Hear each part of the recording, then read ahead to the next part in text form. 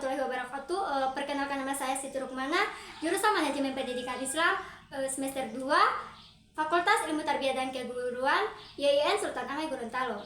Saya ingin berbagi pengalaman pribadi saya dalam membuat tugas yang diberikan. Tugas diberikan olehnya terdengar sederhana, tapi awalnya begitu saya mulai menyelami topiknya, saya menyadari bahwa ini bukanlah tugas yang mudah. Saya menghadapi masalah besar ketika mencoba memahami dan menjelaskan ilmuwan muslim periode awal yang menjadi pelopor sains dalam Islam dan temuannya. Rasanya seperti kegagalan besar, namun dari kegagalan itu saya belajar banyak hal. Saya belajar tentang pentingnya kesabaran dan ketekunan dalam menghadapi tantangan. Jadi teman-teman, pesan yang ingin saya bagikan adalah jangan takut untuk menghadapi tantangan, meskipun itu membuat kita gagal. Pada awalnya kita penting adalah bagaimana kita belajar dan tumbuh dari kegagalan tersebut. Nah, jadi di sini saya akan menjelaskan perlu teman-teman ketahui bahwa terdapat beberapa ilmuwan muslim periode awal yang menjadi pelopor sains dalam Islam yang bergerak dalam bidang sains. Salah satu ilmuwannya muslim urutan pertama adalah Al-Khwarizmi. Beliau adalah ilmuwan yang ahli dalam bidang matematikawan. Salah satu penemuannya yang membuat ia ahli dalam bidang matematikawan yaitu dia merancang mata pelajaran aljabar dan algoritma. Dengan rancangannya ini, ia dijuluki sebagai Bapak Aljabar. Selain Al-Khwarizmi, ada Al-Batani yang bergerak dalam bidang matematikawan. Salah satu penemuannya yang membuat ahli dalam bidang matematikawan adalah orang pertama yang menggantikan latihan akord Yunani dan juga orang pertama yang mengembangkan konsep kotagen. Selanjutnya ada Al-Haytham yang bergerak pada bidang optik. Beliau dikenal sebagai Bapak Optik modern karena penemuannya adalah optik dan visi membalikkan kesalahpahaman selama berabad-abad.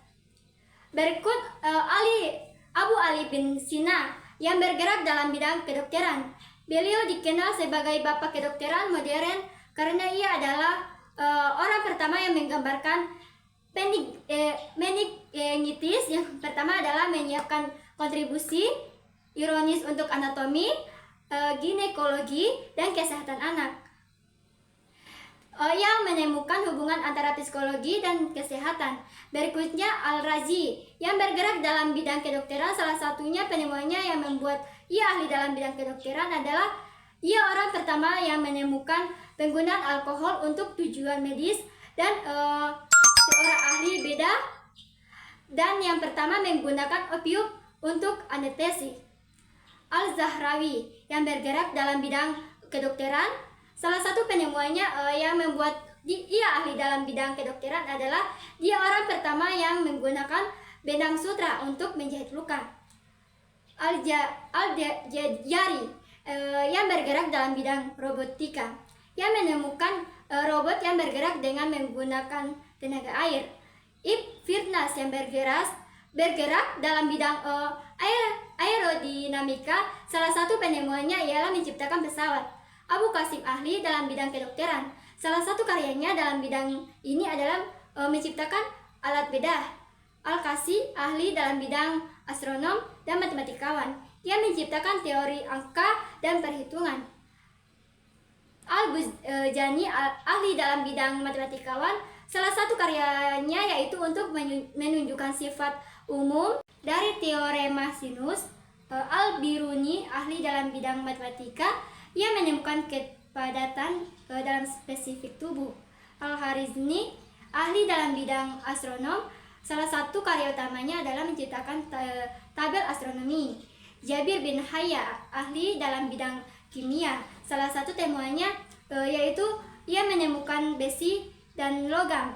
Yang terakhir Ibn al-Baitar ahli botani untuk menyembuhkan penyakit kanker. Ilmuwan tersebut adalah tokoh-tokoh muslim yang memiliki kontribusi dalam bidang ilmu sains. Mereka telah menciptakan penemuan-penemuan yang memberikan dampak positif dan manfaat besar bagi masyarakat hingga saat ini.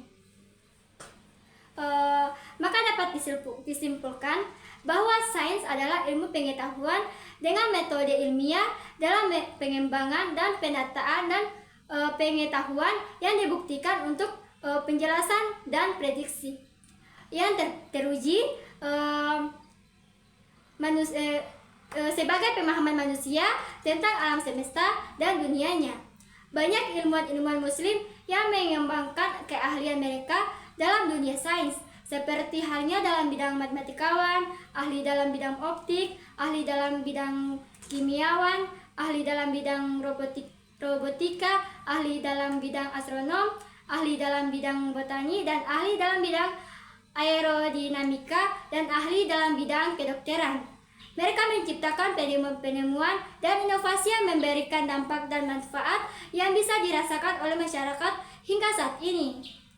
Dan juga terhadap perkembangan dan kemajuan ilmu pendidikan dan teknologi. Sekian dari saya, itulah penjelasan yang bisa saya berikan. Bila ada salah kata mohon dimaafkan. Wabillahi taufiq wal hidayah. Wassalamualaikum warahmatullahi wabarakatuh.